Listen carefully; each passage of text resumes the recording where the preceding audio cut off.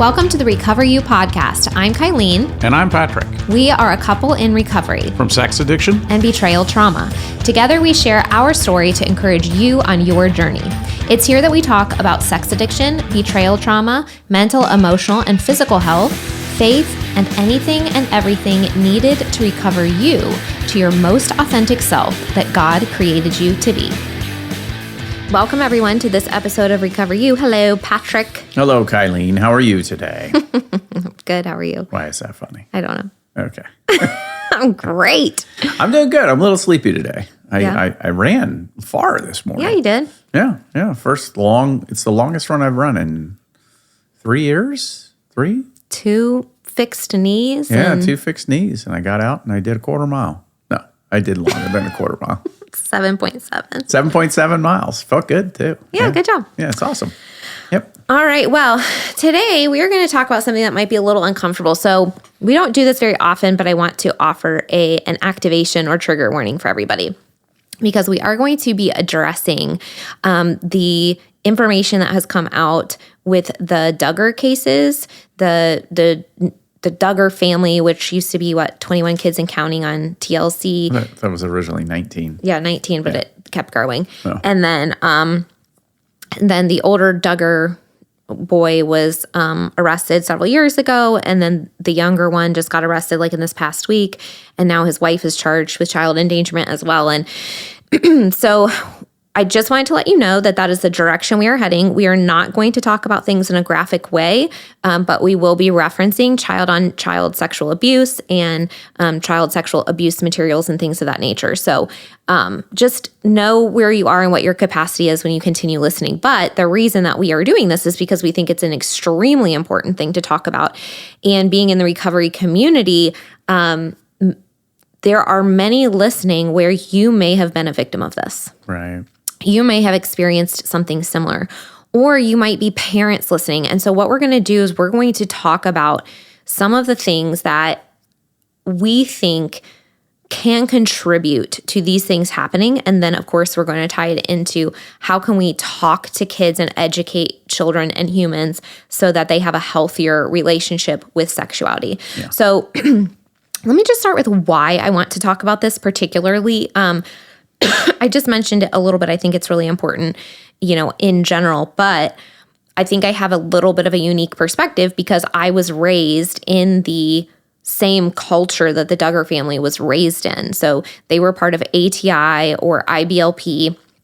And, that's all come out since then as like a cult and lots of really just negative theology and just bad stuff. And if you saw was it Amazon? Yeah, Amazon Shiny Happy People. Yeah. That is the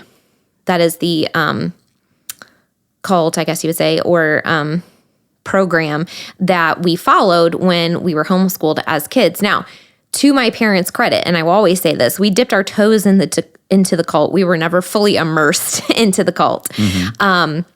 So if you watch the Duggar family, they are full immersion, living it.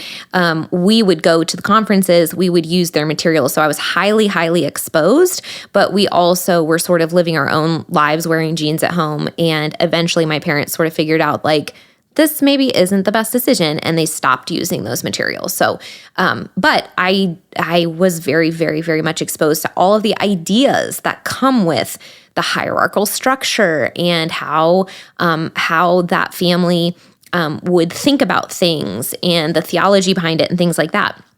And then on top of that, I also experienced child-on-child sexual abuse when I was young. So there was someone a little bit older than me, but who was a child, and it was probably curiosity, but that's the thing. And it led to a lot of pain, a lot of confusion in my life. And so there are enough aspects of this that I kind of feel like, hey, I have a little bit to a leg to stand on when I'm kind of talking about how this happens, how it gets made worse, So for example, in my situation, it was exacerbated by, lack of conversation around healthy sexuality, right? I didn't have people that were able to put what had happened into context so that my brain could process it. So I was left to process it by myself. So, right, that's just an example of like how something can happen that I don't necessarily blame the other individual per se, but it caused a negative ripple effect. And then because there were other people that didn't have the healthy tools to help me address it, it became a bigger ripple effect throughout life, right? So I think that's just an important thing to talk about, Yeah, I think it's, just because you're let's say you're the victim, or maybe as a child you perpetrated childhood sexual abuse. I don't think it means that you're going to grow up to be a sex addict and you're going to grow up to hurt people and all of these things. But I think the key is hopefully what we talk about today, because the other thing too is we're not experts at this. You know what I mean? We're just applying some of what we've learned over the years and some of what we've absorbed through listening to interactions, talking to people, kind of our experience in my experience in running groups, and things like that, and understanding some of the stories that some of the men carry in, that it does have an impact. And it may not always be, once again, turns you into a sex addict, but it, like in your case, it showed up in other unhealthy behaviors that ultimately needed like to be a lot addressed. of sexual trauma. Yeah, so a lot of unhealthy sexual, a very unhealthy relationship with sexuality in general. Right. So it certainly is a wound that is vice versa. It's not going to turn you into a sex addict, but people that have unhealthy sexual behaviors in adulthood, often when you hear their stories, they did experience child-on-child sexual abuse, whether it was a sibling or a neighbor or whatever. That's a common factor in a lot of people's stories. And I want to just highlight the terminology really quickly. I'm really glad this seems to be a new terminology where instead of it focusing on the perpetrator, like when you say the word pedophile or pedophilia, it's kind of focusing on the perpetrator. But now it's being called child-on-child sexual abuse, which is really good because it's focusing on what it is. And I think it gives language to people that maybe were confused. Like for a long time, it was really hard for me to name what had happened as being molested or whatever. Because I was like, well, it was just like another kid. And like, it just felt weird to me, right? But knowing what we know now about the outcome and having language that's more specific like that makes sense. Because here's the reality, someone can be both a victim and a perpetrator. I can have compassion on that individual for whatever life he was living, whatever he was exposed to, or just the fact that he was probably curious or whatever, and the fact that it was perpetrated on me and caused harm in my life. Right. So I'm just really glad that we're using victim-forward language, and I just kind of wanted to highlight that really quickly. Yeah. Okay, so today we're kind of going to focus on specifically the problems within conservative evangelical purity culture family structures that can contribute towards. And I can kind of, coming from a place where this is the culture that I was raised in, and also coming from the place that I am a Christian today. So when I say that, I'm not rejecting Christianity, and I'm not rejecting a lot of what the Bible says or anything like that, but I am rejecting the cult mentality that can lead towards these really extreme, really negative beliefs that can contribute to dysfunctional thinking and dysfunctional living. And so we're just going to highlight what some of those are. So when you're seeing families like this out there, where this person's getting arrested and this person's getting arrested, and all of a sudden you see his wife is getting arrested, and you're like, how is this even possible? We're going to talk about that today. And then we're going to kind of go into what do we want to do differently than that? Okay, so number one of the biggest ones that I think is a contributing factor is the extreme push for men are the final authority. They're the final say. And it's an extreme focus on the submission of women. It takes women's voice away and really says it really doesn't matter if your husband is even doing something wrong. He is still spiritually considered this leader in your house. And you can see from the outside, that sounds absurd when something like this is being talked about. But when you have the same people go to, let's say, their pastor and say, hey, there's this abuse happening in my home, or my husband's looking at pornography, or whatever it might be. And then that pastor comes back and says, well, he's still your husband. You still owe him respect. Then you see how deeply ingrained in the culture that these women are taught to believe from a very young age, many times, that whatever he says goes, and I really don't have any recourse. I don't have any power. I don't have any voice to push up against it. And so you can really see a really unhealthy dynamic right off the bat just with that concept alone. Yeah. You really take away people's voices to say, hey, this is not right. This is, I'm being hurt, or I'm being lied to, or whatever. It's or a lot of times when they notice that and they say something, other women in the church will just say, well, depending on what they're talking about, well, marriage is hard. And they're taught that marriage is hard. Perseverance leads to sanctification, leads to, you being a better Christian. And so there's this victim culture in really, really deeply evangelical, like in this deep cult-like segment of Christianity that teaches women that basically your suffering is part of the call. Yeah. And it's going to make you a better person. And so you can't complain about it. And so they deal with a lot. They deal with a lot of abuse, whether it be verbal or emotional or sexual, if they're being sexually abused in their relationship maritally, right? And so if they find something that they feel uncomfortable with, everybody should report it. But I'm just putting a little perspective as to why that might not always happen. So I'm specifically, when you think about the older Duggar, Josh Duggar, who's gone to prison, and you're thinking, why in the world has his wife not divorced him for the things? Because he had inappropriately touched his sisters, and you could say, I'm not sure how old he was when that happened, but let's say that was him acting out of, curiosity or whatever. Let's just throw that out there. But then I guess that turned into something even later. And by the way, not that that's still horrible and still needs consequences, and still needs, all of it needs consequences. But he's in jail now because of the extent that he took it. So I think he had child sex abuse materials as well. But his wife has not divorced him. So I'm putting a little context as like, why do you think that's happening? Yeah. Well, we have this structure that is inherent to their belief system that the men, even when they are wrong, are still your leader. Which is so crazy. You just said something that made me think about how effective it is for men to seek healing, or to go after healing when they really suffer the real consequences of what they've done, right? And so in my case, there was severe consequences, of what I had done, and I felt it deeply, and I wanted to. It provided a lot of motivation. And so, even when the evangelical church puts men up on this pedestal when they've done wrong, it frees them from the consequences of it. And so you don't feel the deep nature of how you've hurt people. Well, they put them on the pedestal, and then when the wrong comes out, they allow them to keep it. Right. That's what's crazy. Yeah. So it's a really, well, and it's really interesting because then on the flip side, sometimes you see these things where somebody falls and they provide no help, and they just kick them all out of the church, to include the wife and everybody like that. And it's like, you'll see some of that happen too, where it's like, well, where are we on this? You know what I mean? Why, so I think the patriarchal, if that's a word. The hierarchy.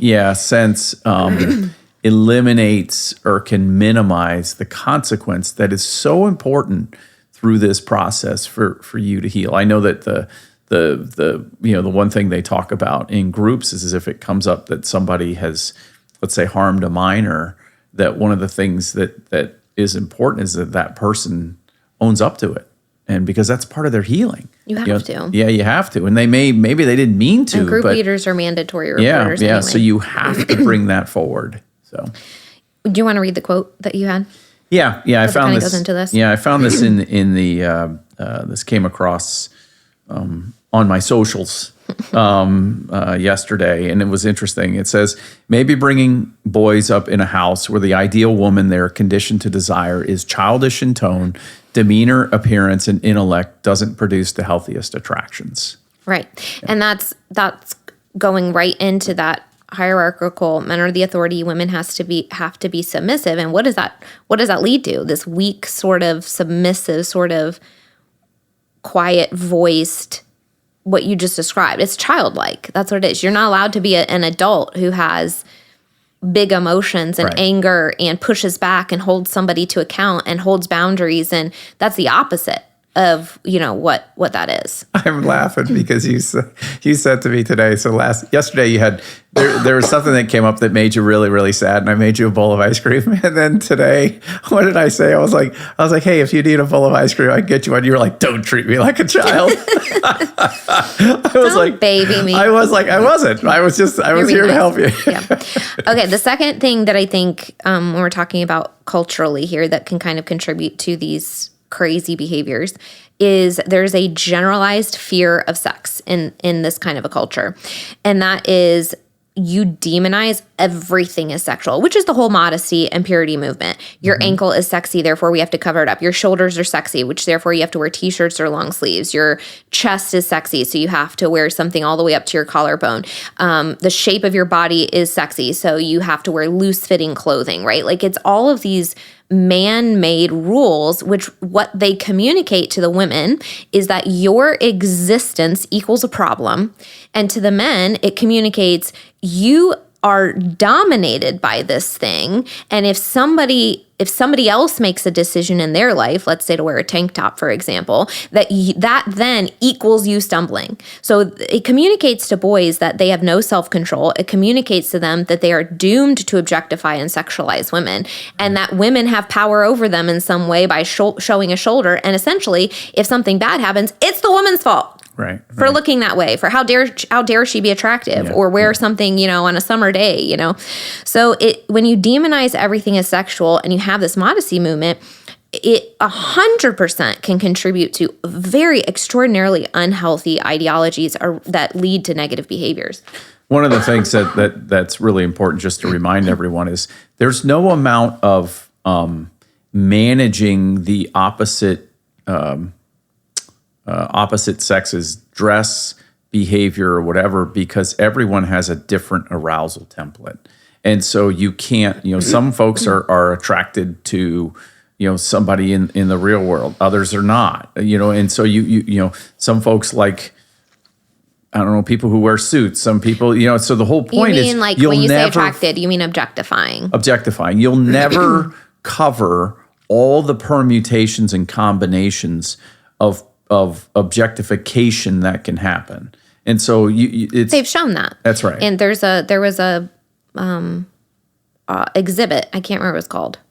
I mentioned it in another podcast. Oh yeah, it was. Yeah, and it was basically showing all a bunch of women that were sexually assaulted and what they were wearing. I think it's called What they were wearing. Yeah. And yeah, it's like you could go from extraordinarily modest, like covered head to toe. Mm-hmm. It does not matter what you're wearing. Yeah. So it's not about modesty. It's about the extraordinarily unhealthy way that these minds are brought up to view sexuality, their permission to have dominance over women, and this belief that women are here to serve them and that women equal a sexual object. That combination is lethal when it comes to bad sexual behavior being the outcome. It leads to like this idea that, we have to cover up and we make victims the problem. And then we also become afraid of sexual things. We are raising a generation of boys that are afraid when they see an attractive woman that they're going to do something bad. And, not to be graphic, but fear can be an arousal stimulant for some people. And so now you are associating fear with sexuality and they're confused because it's so messed up. Mm-hmm. So you have to be so careful how you think about sexuality and how you teach and talk about sexuality. So when you're talking about a family that has quote unquote Christian values, which by the way, I would, again, I think this is cult-like extreme. It's not actually biblical. Okay. I want to make that very clear because we are Christians. The way that we think about sexuality and healing is extraordinarily different than the culture that I would have been raised in and the Duggar culture and the IBLP and AIT culture or ATI culture. So I just want to make that like super, super clear. And that's why we're talking about this. But yeah, this idea of like everything is from a place of fear. Women are dangerous. Sex is dangerous. Seeing an ankle is dangerous. Seeing a shoulder is dangerous. Finding someone attractive is dangerous. It means you're going to do a bad thing, right? How do you feel like what's that going to lead to?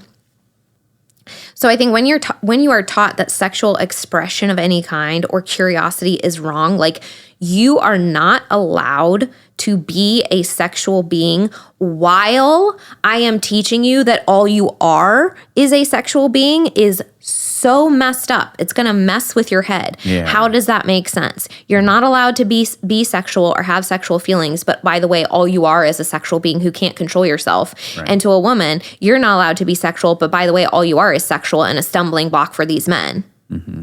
That's messed up. Yeah. I was thinking about something. My mother, and she has passed away in 2018, but she was a wonderful mother that loved us a lot. But, she grew up she grew up Methodist and then switched to Southern Baptist. And she was really kind.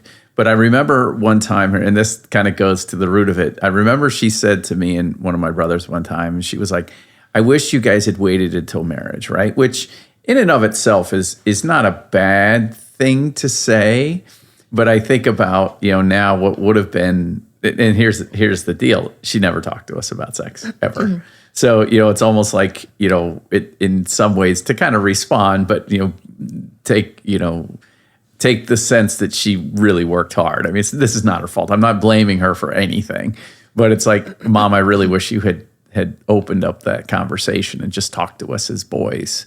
You know what I mean? About, yeah, well, I think, from my own life as an example too, this idea of let's never talk about it, mm-hmm. which is another point that we're going to kind of talk about next is number 3. It's bad. So we don't talk about it. Right. And what that leads to, at least in a lot of people's lives, is this like suppression and this curiosity of like, we were really, my family was like really strict about dating, like super strict. They kind of fell into that whole we kiss dating goodbye, skip your teenage years, you date to court somebody to get married. Like it was like so it wasn't as extreme as like the Duggars were like, you always had a chaperone and like that was very extreme. But we were not, that far removed. We were definitely not in the world of like normal dating. Mm-hmm. And so what happened when my sister and I went off to college, right? I was like, boys, pay attention to me. Like I want to date. Like what's this and what's this? And like, let's explore everything, and so you have to be really careful. It's like with alcohol, with Keegan. Like I was raised in a house that were teetotalers. My parents do not drink a drop of alcohol. And we raised him that way. Yeah.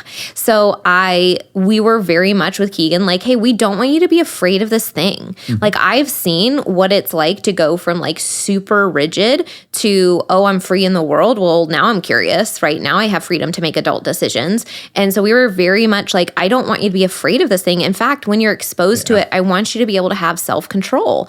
So in order to do that, what do? You take the stigma away from it. You talk about it. You answer any questions they have.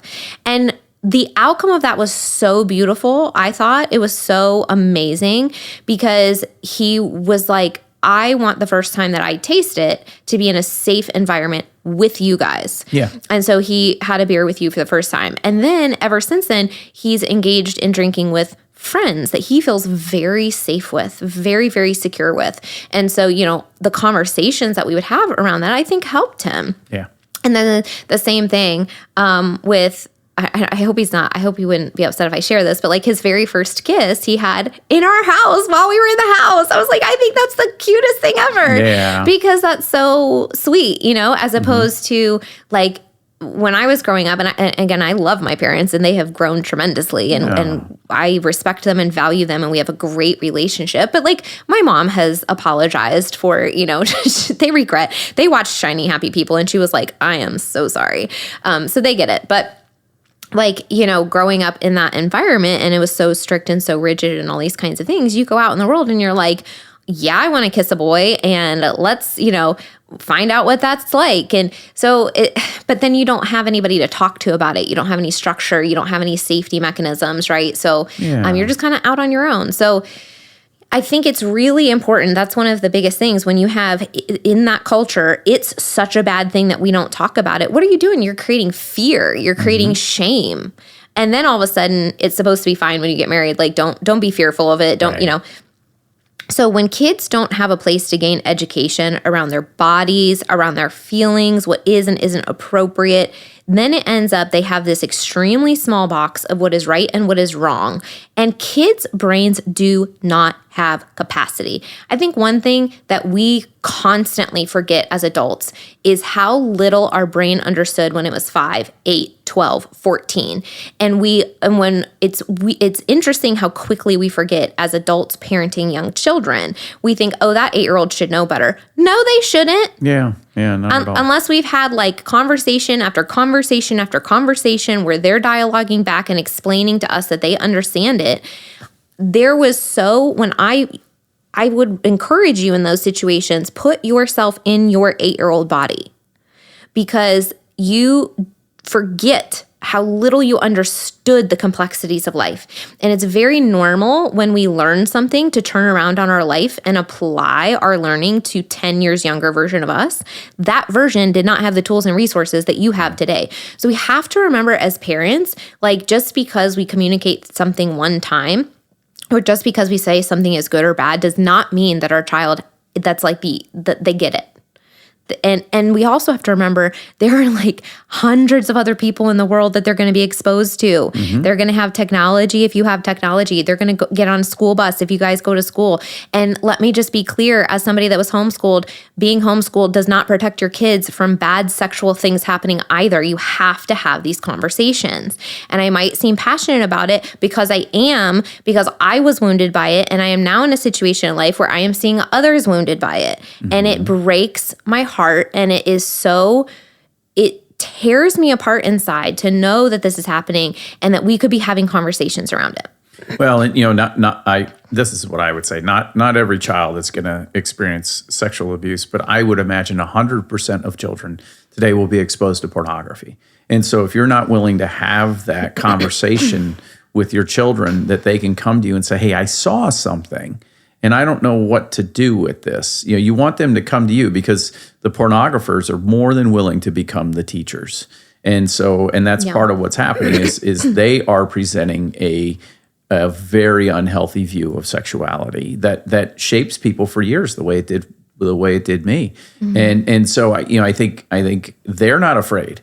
They're not afraid to put it on every device and to get it out there. And so your job is a hard one as a parent.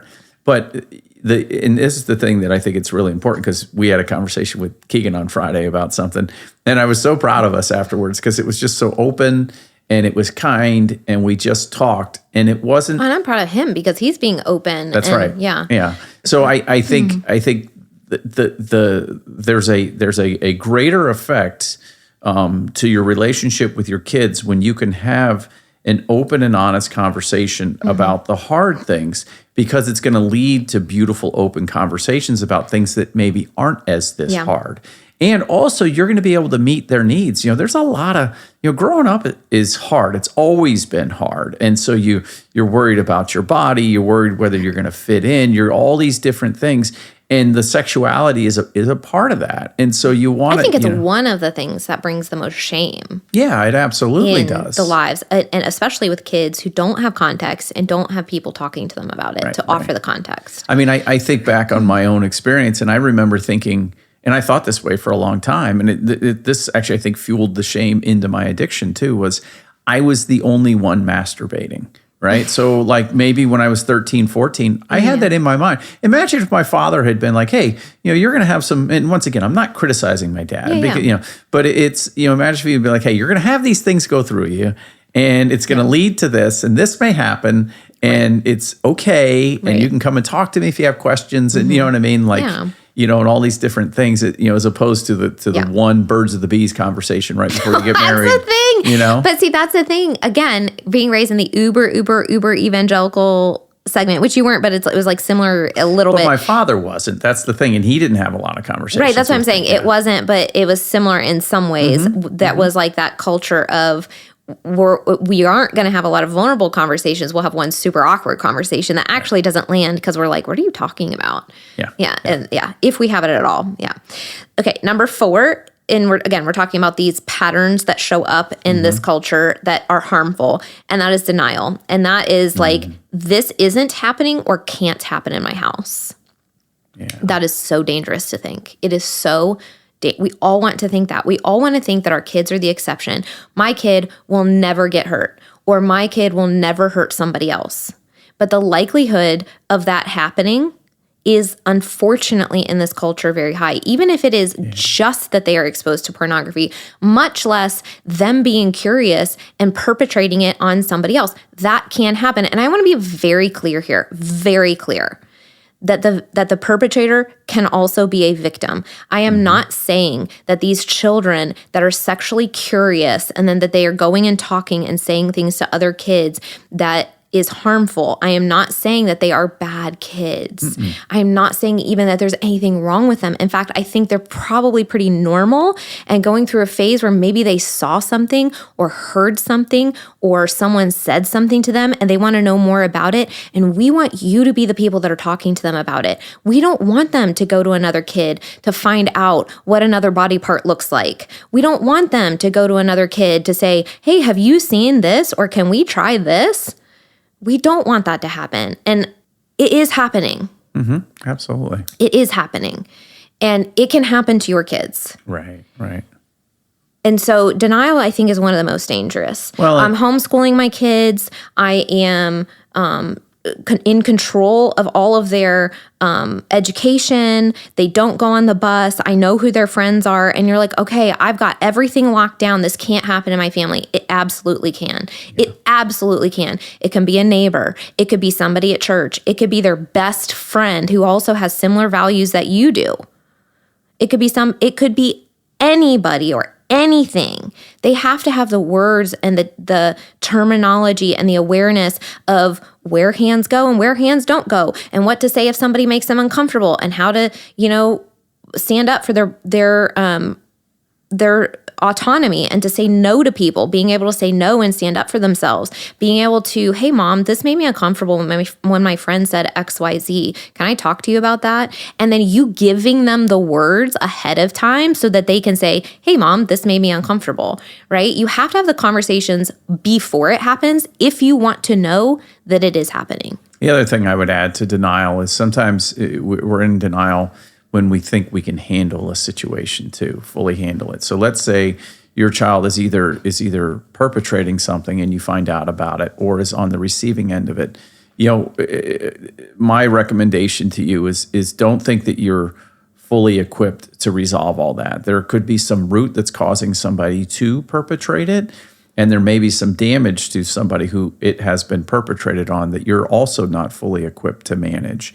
So don't be afraid to reach out. Don't be so stubborn and be like, well, I'm not going to get involved. Like these are, I don't know what was done for the Duggar kids. I don't really know what that was. Well, I know the older son was sent to like some camp or something, some sort of, but it was like an ATI supervised. So it wasn't like trauma informed. No, or anything it was like that, the right? worst possible. It was absolutely the worst possible. Yeah. And I don't have the quote in front of me, so I'm going to say this is alleged, so I don't get in trouble. But I saw somewhere that like Jim Bob, that's the dad, had said at some point that he had made a comment about when they talked to other families were like, yeah, this is kind of common, this happens. And I think that was in regards to the child on child sexual abuse, the curiosity kind of thing, which, okay.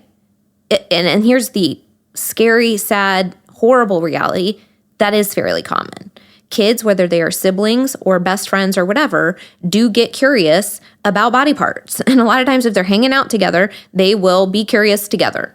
So just because it happens a lot does not mean that you do not take it seriously and have intense conversations around this. And also kind of what we're talking about here is it also doesn't mean you go wham, bam, authoritarian punishment mode. Sometimes the person that's the quote unquote perpetrator, let's say they're like 8, right? Or 10 or something like that. sometimes you have to approach it both with consequences for the behavior and with, hey, like, did someone tell you that? Like, where are you hearing this from? Because if they're getting it from a video game, or if you didn't know that an adult asked them to do that thing, or they saw something on TV once, or whatever it is, like, where are they getting this information that they're then passing on to somebody else? If I saw this, do you want to try it?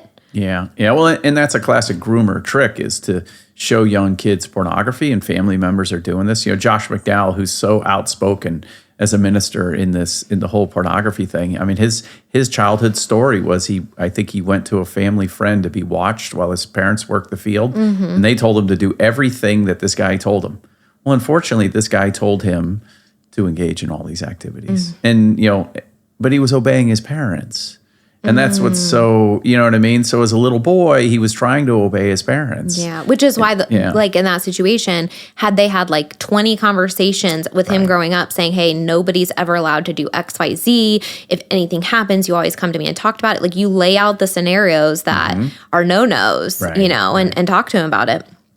So yeah, I think 4 is hard, because we all want to have this belief that if I just create a safe enough home environment, nothing bad will ever happen to my kids. And it's just, we don't live in a world where that's possible anymore. Yeah. And we hope that that is true for your children. That I really hope that that is true for your children. But I would rather prepare you and prepare them and nothing ever happen than the alternative. That's right. That's right.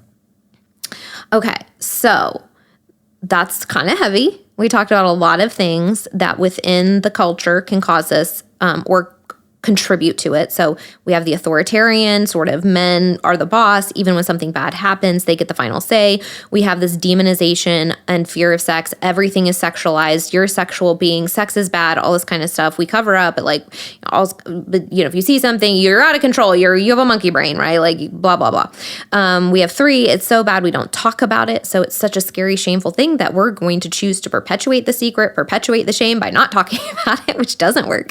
And then we have denial. I just don't think this is something that'll happen to my family, right? Right. Okay. Or once again, to add to that, I talked to them once, so we should be good. Right. Yeah. Oh my gosh, no. Like, if something like that has happened, that needs to open the door to like 100 conversations for the rest of their life. Right. Yeah. Okay, so what do we do about this? I want to start by saying, you can do everything right as a parent, and your child may still get hurt or may still hurt someone else. So when we're sharing some ideas of things to do, I don't want you to, again, take it and go, well, if I do all these things right, nothing bad will ever happen. That's just not always possible. But again, we would rather have these hard conversations, and then maybe something bad does happen and we can help our child heal and connect to them in vulnerability and walk them through it so they can become a healthy person. Then something bad happening, us not knowing about it, it turns into like this, as it escalates into this other thing, or whatever it ends up being, right? We're never going, no matter what happens, whether they are protected or whether something bad happens, we will never regret having these conversations. Right. But if something bad happens, we will always regret not having these conversations. Yeah. And so we're just going to give you some things to think about. And then in the show notes, we're going to reference the modesty episode that we've already done, and we're going to reference the parenting episode that we've already done, several parenting episodes we've already done that give you more resources like books. Like if you have young children and want to start the conversation really, really early with age-appropriate terms, we're going to reference those in the show notes as well. Okay, so the first thing that I think would be really, really important, identify what sexually makes you uncomfortable. Mm-hmm. Because here's the reality. Why don't we have these conversations naturally? They feel uncomfortable. Yeah. I don't want to talk about it. I don't want to talk to my kid about sex. I don't like talking about it out loud myself. Right? Most of us at some point in our life would say that, right? You probably had those experiences with your parents where like they sit down to give you a talk, the birds and the bees talk, and they look like it's the most uncomfortable thing that they've ever had to do in their life. It's like pulling teeth to tell you how sex works, right? Yeah. Like we just feel like we don't want to talk about it, right? So the first thing I would say is identify why and what makes you uncomfortable, because you're going to have to get over it. Here's the other part. I think it's a little bit of a flip on that, but it's a variation of the theme. Is the whole notion, I got exposed to pornography and I looked at a lot of pornography and, I turned out okay. or whatever, you know what I mean? And so, they'll figure it out. But maybe not. Everybody's wounding pattern is a little bit different, and the way things can impact people are a lot of different, are really different too. But that's something that can come up as well. Mm-hmm. Yeah, but whatever we are uncomfortable with when we're talking about moving towards health is we basically have to get over whatever we're uncomfortable with. Mm-hmm. And I'm not saying that flippantly. I'm not saying that that's easy. It's uncomfortable for a reason. But if you want to have the conversation, you're going to have to move through it. That's right. So the second thing is to get support in thinking through and deciding and creating what healthy sexuality looks like. Because if you're really, really uncomfortable about it, probably you have some unhealthy thinking around healthy sexuality. Mm-hmm. Maybe you have been abused. Maybe you have been the addict. Maybe you had parents that didn't talk to you at all, and so you just don't have a model for that, right? Maybe this is a situation that you take to your counselor and go, man, I want to break this generational pattern, but I don't know how. How do I start talking to my kids, right? And again, we will kind of post in the show notes some of the episodes where we've talked about practical hows and age-appropriate hows, but get support in thinking through what makes you uncomfortable, why it makes you uncomfortable, and what does healthy sexuality look like? Because ultimately, when you start having these conversations, at some point when they're older, you're going to want to have a conversation about what healthy sexuality looks like, and really kind of helping them as they age. One of the issues that we talked about in the beginning was this idea that we're essentially training kids up to view each other as sexual objects. As women, we are raised to know I am a sexual object, and the boys are raised to go, she's a sexual object, and I'm somebody that's out of control. And so the alternative to that is raising kids that view each other as human beings with value first. And so how do we do that? We start having these conversations around sexuality in a really healthy way at a really young age, where they just really are never exposed to that concept of, if you see an ankle, you're going to lust. Mm-hmm. Yeah, I think this goes really deep to the whole point of the greatest gift you can give to your kids is to be really healthy yourself. And so having healthy perspectives, it's almost like you can't really teach your kids how to take responsibility if you have no idea how to take responsibility. And so it's a little bit of the same thing. You've got to have that good health. And it may take you a little bit of time to get there. And I guess that's the other part of this too, is oh my gosh, they're 5. I guess it's too late. No, it's not. Oh my gosh, they're 16. I mean, Keegan was 15, 16, right? And so we had never had, you had done a much better job of having conversations. But once we started going through this process and I really started learning, and you did as well and everything, our conversations up-leveled to a degree that was really helpful for him, through that process. Mm-hmm. And so you're never too late. Even if your kid's 30, you know what I mean? Yeah. You're never too late to have these conversations with your kids. Absolutely. Might be too late to have the birds and bees conversations if they're when married they're 30, with kids. But number 3, practice having the uncomfortable conversations with your children to break the generational cycle. So I sort of just mentioned that, but I want to focus on the word practice. You have to practice. When we started with identify what makes you uncomfortable and kind of why you don't want to have these conversations, I promise you that even if you start working through that, you sit down for the first time to have this conversation with your kid, you're going to want to vomit a little. Mm-hmm. It's not going to be fun. But that's not the point, is for you to be comfortable. The point is to prepare them for the world. And that is a big deal. And I would rather you feel uncomfortable than have a child go out and be unprepared. Yeah. And the more you do it, the less uncomfortable you'll be, the more comfortable you'll be. It does get so much easier. When we started, first of all, I had the fire hose of trauma in my face of learning about all the sexual stuff that you were engaged in, right?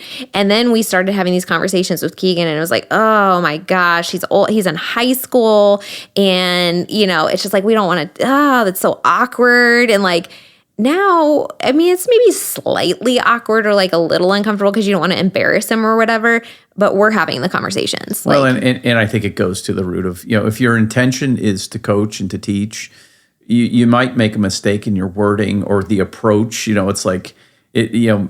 There's always a better time for these conversations. Maybe right when they get off the lacrosse field and get in the car and they've got a full night of you look whatever. you look for the openings. Yeah, you look for the natural openings. And it's okay if you make that mistake. If your kid looks at you, maybe the teenager, maybe your younger ones wouldn't say this, but hey, can we not talk about this now? You go, yeah, that's fine. Let's revisit tomorrow. It's okay. You might make mistakes, or you may say something that, and you may get upset if they tell you something, and this is all part of learning. It's really okay. But it's super, super, super, super important. Push through the discomfort, start having them, have them more frequently. It becomes so much easier. I promise. If I can do it, if I can sit here on this podcast and talk about this topic, you can have a conversation with your child. I promise you it's possible. I think having this podcast, people do not recognize how far I have come from not talking about these things and being extraordinarily naive and being sensitive to everything,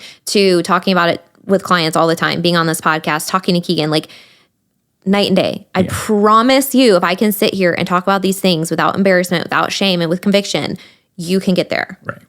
Okay, number 4, this is really, really important. This might super trigger you. You might hate this advice, but I want you to sit with it. And if you are triggered with it, I want you to think about why, okay? Number 4 is I want you to share your failures with your children as examples. So often, and I think we all have probably at least one parent like this, or we know somebody like this. We've all had some experience like this. The parent wants to hold on to this parent-child dynamic where I'm the parent, you're the child. You have to view me with a certain level of respect, and I can't really do anything wrong. And I'm going to show you, I'm going to tell you what's wrong, but I'm never going to give you examples from my life that I learned from because then it'll ruin your perception of me as your parent who can't do anything wrong. Right. And let me tell you, that version of a relationship is not vulnerable. It is not connected, and you may not end up being the person that they go to when they're scared or when they are hurt. And so if you want a vulnerable, connected, safe relationship, you have to start being vulnerable yourself. And one of the things that I think is so powerful is when human to human, you tell somebody, the reason I'm telling you this is because I didn't do it, or I did do it. The reason I'm sharing this principle or this guideline or this thought, or you can make whatever decision you want, I just want you to know where I'm coming from. Like, you can still give your child autonomy and freedom, and it doesn't have to be dictatorial. It doesn't have to be authoritarian. It doesn't have to be like, you have to do this. It literally can just be like, can I share a story with you? When I got married the first time, I got married because I felt pressured and I had these beliefs and I shouldn't have done it. And this is what was going on in my head. And since then I've learned that it really should not be, you should never have cold feet. You should be in these are the conversations you should have with someone, like whatever the story is, right? Or I had a pornography addiction and I've been in recovery for 6 months. And I realize now that I've never had a good conversation with you around healthy sexuality and pornography and exposure. Can we sit down and talk about that? But I want to start with telling you what's happened in my life. Yeah. I guarantee you the level of respect after that is so much different. And the potential for connection in the future and the potential for safety and vulnerability is exponentially higher when you have a parent that is willing to say, I'm not perfect and I'm sorry and I have done things that are wrong and I want to do better. I am doing better and I want to help you avoid making the mistakes that I've made.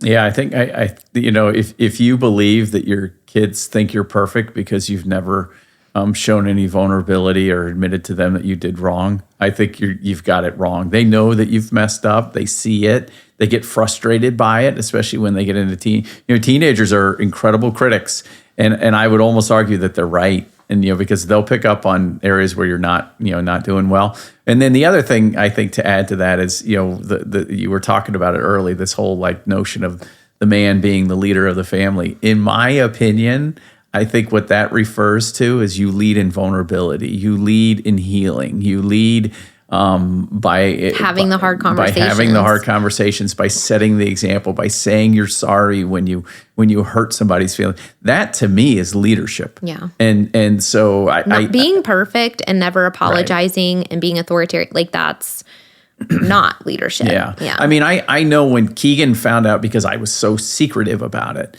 it was shocking to him. Mm-hmm. But over the years, even the day that I mistakenly read him my full therapeutic disclosure, that night he called me into the room and was like, Dad, I love you. Things will be okay.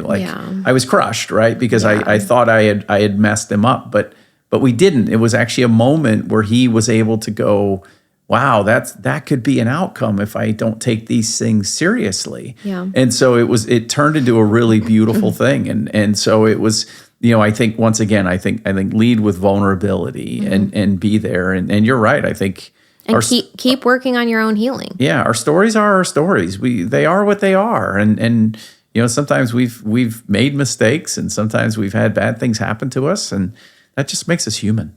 Yeah, and humans are more likable than marble statues who you can't relate to. Yeah. Yeah. Okay, the last thing is, so you've started these conversations. You've started working on healing your own relationship to sex and sexuality. You've started practicing having the conversations. You've started sharing your failures as examples and connecting with your kids.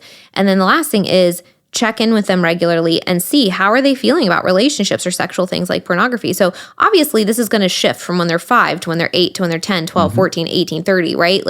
But these are lifelong conversations. Hey, how are you doing in this area, right? So when they're 5, it might be asking kids, it might be reading them books regularly so that they know if something bad happens to come to you, and it might be checking in on them to say hey, was there anything that made you uncomfortable today at school? And then following it up with what made you happy today at school, right? Just so you can get it in there in a normal conversation of did anything happen relationally with a friend that they would have forgotten to tell you if you hadn't asked them that question, right? Oh yeah, so-and-so did this at school and it kind of made me uncomfortable. And you're okay, well, I have a call to the teacher tomorrow, That's right. And then when they're 14, you're hey, we've had these conversations about masturbation or about pornography or and you've kind of shared with me you don't want to see pornography and you've put all these blockers on your phone. How's everything going? Are you getting exposed at school? Do you feel good about it? Has anything happened that you want to talk about, right? Mm-hmm. Because the reality is always, like we said, you could do everything perfect here too. And you might have a kid that's I don't care. I'm going to go do what I want to do and I'm going to find these loopholes, right? But it's better to be having the conversations and then knowing that you had them and that they had another option and you're providing another option than it is you find out that they have, when they're 16, all of a sudden they're having this really hard time in life and you've never had a conversation about them at all. Yeah. And then it's super awkward because you're well, now I have to get over all of my awkwardness all at once because I have to have this conversation because it's an emergency. And then they're uncomfortable and I'm uncomfortable. And all I know how to do when I'm uncomfortable is yell at them because it's a bad thing, right? Mm-hmm. And it's okay. Yeah.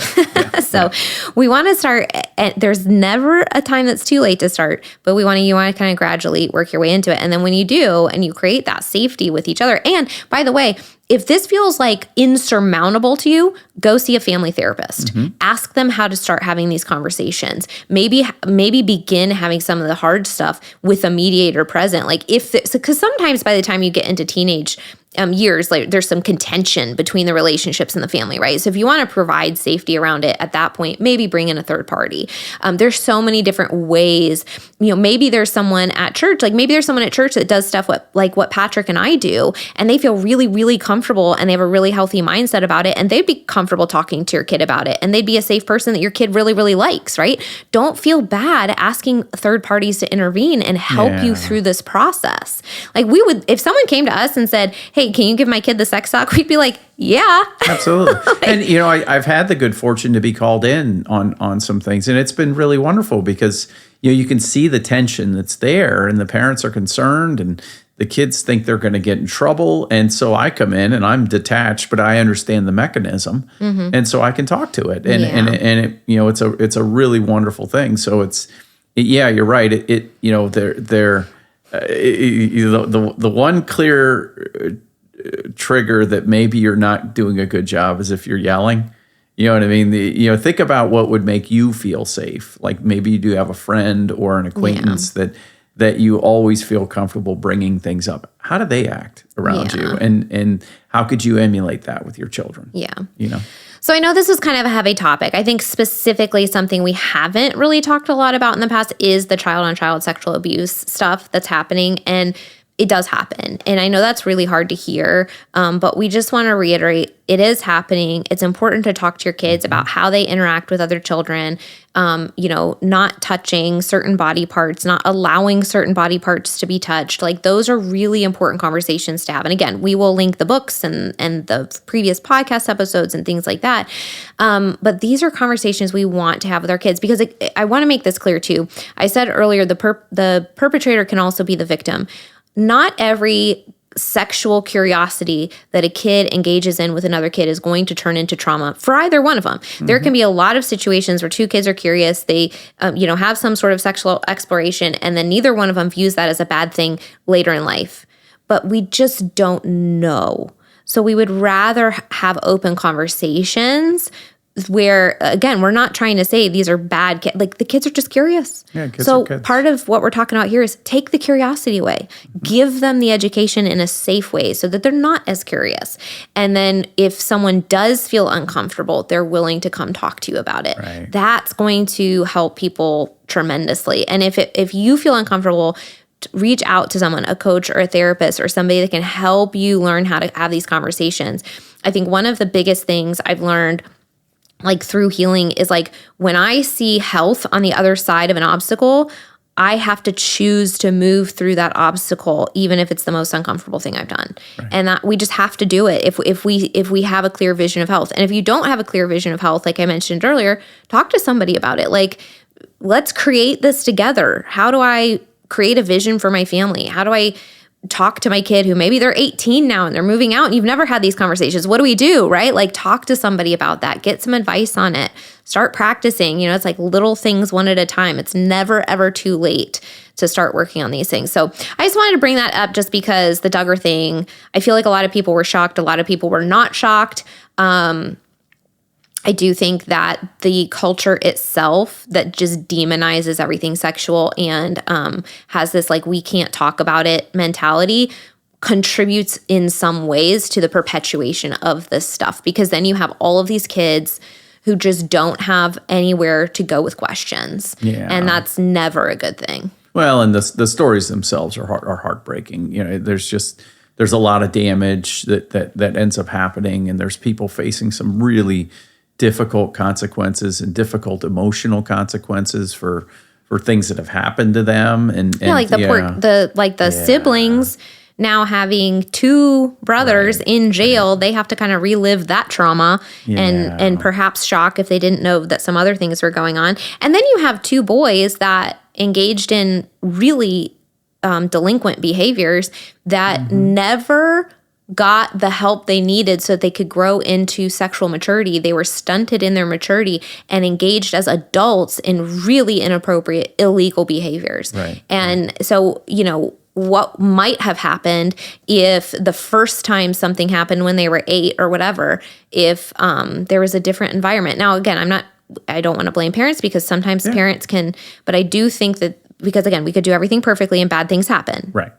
And there's too much going on in that culture that has the potential to perpetuate negative sexuality to not talk about, hey, this can cause problems. This can cause problems. This can cause problems. I'm not saying necessarily that one equaled one of the Duggar brothers doing something. I'm just saying this is the culture they were raised in. Now there's two of them. Now it's coming up again. Yeah. I think it's too much to not talk about. And you don't have to be steeped in that level of conservatism to have some of these other patterns of let's not talk about it. It's scary. I feel uncomfortable, right? Let's break all of those. Let's break past all of them and make it a healthy, safe conversation for everybody to have. Yeah, agreed. All right. Anything else to contribute to that? No. Just dive in. Have the tough conversation. I hope this episode was helpful. We appreciate if you've made it this far. I know it's kind of a heavy topic, and so we're thankful that we're here, that you're here. And if anything we have talked about has ever been supportive or helpful, please take a minute to just leave a review. It really does help other people find the podcast. And as you can see with today's episode, we're really trying to bring up topics that matter, things that will help transform lives, things that will help people live healthier lives and lives of freedom. Every day is a new opportunity to choose health and freedom. Make that choice today, and we will see you next week. Woohoo! If you're listening to this, it means you've made it through an entire episode. Part of recovery is spending time engaging in healing and self-growth activities. We are thankful that you chose our podcast to be one of those activities today. Make sure you reward yourself for that accomplishment. If you've enjoyed this episode or this podcast, we would love to hear from you. Please take just a few moments to leave a rating and review, letting us know your experience with Recover You. We not only love hearing how these episodes are helpful, but ratings and reviews help others just like you who are searching for recovery information and support find the podcast too. We can't wait to hear from you. See you next week.